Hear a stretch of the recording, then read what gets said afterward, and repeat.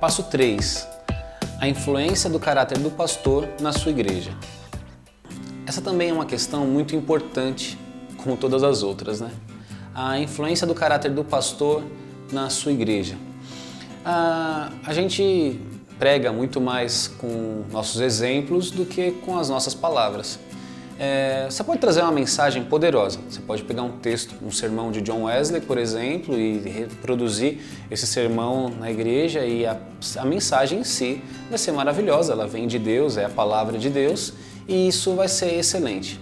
Mas depois que desce do altar, se a nossa vida ela não representar tudo aquilo que a gente pregou, uma outra mensagem acaba sendo passada, até uma mensagem talvez até de hipocrisia. Por isso que esse caráter é tão importante. Eu vou pregar para as pessoas da minha igreja, não só em cima do altar, mas também quando eu estiver fazendo a obra assistencial da igreja, quando eu estiver educando as minhas filhas, quando eu estiver corrigindo alguém. É importante ter o caráter de Cristo, porque Ele é a essência, Ele é o nosso alvo. E como Cristo liderava os seus discípulos, lidava com a sua igreja, então Ele trata a igreja como noiva. Primeiro é o primeiro passo, ele trata a sua igreja como noiva, porque ele quer representar que a sua igreja é algo muito especial. Na noiva, então você tem que cuidar da própria noiva de Cristo. A noiva se trata com muito carinho, com educação e delicadeza. Um exemplo que eu posso dar é sobre exortação. A gente deve, e é o nosso papel, de exortar a igreja a ser uma igreja santa, abençoada e que tenha um caráter. Mas às vezes a exortação se torna bronca, se torna sermão e se torna alguma coisa grosseira com a própria noiva. Então como você pode olhar para uma noiva, para a noiva de alguém, principalmente a noiva de Jesus Cristo, e tratar ela de qualquer jeito? Você esculhambar a noiva e falar dela de qualquer forma e dizer, olha, sua relaxada, olha a cor dos seus vestidos, olha como você tá, não é assim que o noivo te quer. E o próprio Jesus diria assim, opa, pega leve, essa é a minha noiva. Porque a autoridade da exortação não tem a ver com o tom de voz ou com a forma que a gente fala isso. Um pai ele pode educar o seu filho, ele pode ser duro com o seu filho, sem ser desrespeitoso com esse filho, sem atacar esse filho. E da mesma forma, um pastor deve exortar a sua igreja, mas com todo temor ao noivo que está olhando aquilo que está sendo dito. Então a gente pode ser duro, a gente pode ser fervoroso no que a gente fala, se a gente tiver o respeito e o temor necessário com essa noiva. Isso é uma questão de caráter do pastor em relação à sua igreja. A educação dos nossos próprios filhos, se os nossos filhos eles também correspondem com aquilo que a gente prega. E é claro que essa é uma questão delicada, porque as pessoas acabam colocando muita expectativa nos filhos dos pastores e isso é ruim e prejudicial. Eu já tive um tempo que eu me desviei, que eu me perdi e voltei aos caminhos do Senhor e me encontrei e hoje Deus tem me usado a minha vida como um pastor. E talvez os nossos filhos de pastores também passem por algumas fases. Isso não deve ser um parâmetro que as pessoas devem usar. Mas a forma como eu trato com esse filho. Se eu exijo desse filho, porque ele é meu filho, que ele tem que ser um exemplo de santidade, de poder, de um exemplo de cristão, e esse filho acaba não suportando essa pressão que eu coloco nele, isso acaba demonstrando o meu caráter, porque eu quero mostrar algo para a igreja. E se eu não estou apenas preocupado em mostrar algo para a igreja, mas eu me preocupo com o bem-estar do meu filho, com a vida dele, com a salvação dele, então eu vou estar transmitindo para a minha igreja que eu realmente cuido do meu filho, assim como eu exijo que a igreja cuide dos seus filhos.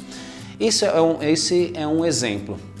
Alguns outros exemplos que a gente pode usar, não só na vida pessoal do pastor, mas na sua liderança, como ele vai liderar.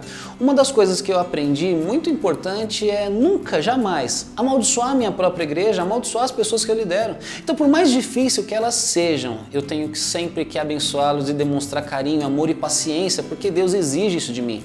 Um dos maiores líderes da igreja depois de Jesus Cristo foi Moisés, e a característica dele era de ser paciente com as pessoas que falham. A gente esquece, talvez, da onde a gente veio, esquece o quanto que a gente errou, esquece das nossas rebeldias, esquece de todo do trabalho que nós demos para os nossos líderes. E acabamos nos tornando intolerantes com as pessoas rebeldes e com problemas da nossa igreja. Então a paciência é uma virtude do caráter ao tratar com as pessoas. porque a gente precisa tratar dessas pessoas com amor e entender que muitas vezes a cultura que elas vieram, o mundo que elas vieram, é difícil delas assimilar de uma forma tão rápida aquilo que a gente gostaria. Então a paciência no ministrar, a paciência com os casais, a paciência com o débil na fé, que é o que a palavra pede, isso também é uma demonstração de caráter. Liderar com entusiasmo, cobrar, motivar e estar sempre junto com essas pessoas a ponto de falar assim, olha, você não sabe, mas eu te mostro como fazer, porque o pastor tem que estar apto para isso. Jesus ele tem um tipo de liderança que é muito forte. Você vê, por exemplo, no caso de Felipe. Ele fala, Felipe vem e me segue. Ele fala, Senhor, deixa eu ir primeiro sepultar o meu pai. E Jesus diz, não. Deixe os mortos sepultar os mortos, mas você vem e me segue. Então parece ser extremamente duro, mas Jesus estava mostrando para Felipe um caminho extremamente excelente. Falar, Felipe, o que eu estou te trazendo, eu estou te trazendo para uma realidade que você nunca vai viver na sua vida. E o que eu tenho para fazer agora através da sua vida é muito importante. Então o nível de exigência de Jesus é enorme. Ele não é apenas... Porque às vezes se confunde o amor. E essa é uma das minhas tristezas, quando você confunde o amor com a tolerância de um Deus passivo, passional, que não se importa. E o verdadeiro amor é aquele que briga pela alma, briga pelas pessoas. Então um pastor de caráter não significa que esse pastor, a gente já falou sobre carisma e caráter, não é apenas aquele pastor bonzinho, mas aquele que se empenha em lutar para que as pessoas sejam salvas, para que elas abandonem o pecado, para que elas tenham uma vida transformada, abençoada.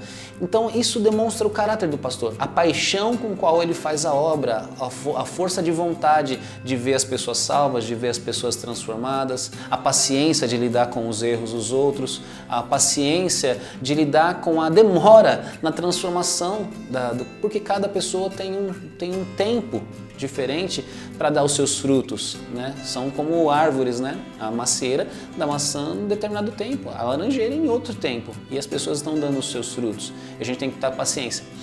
E também a palavra nos ensina também que Deus ele poda a árvore, ele poda aquela que não dá fruto, para que e realmente ele tira dos seus planos, mas aquela que dá fruto ele também vai e poda.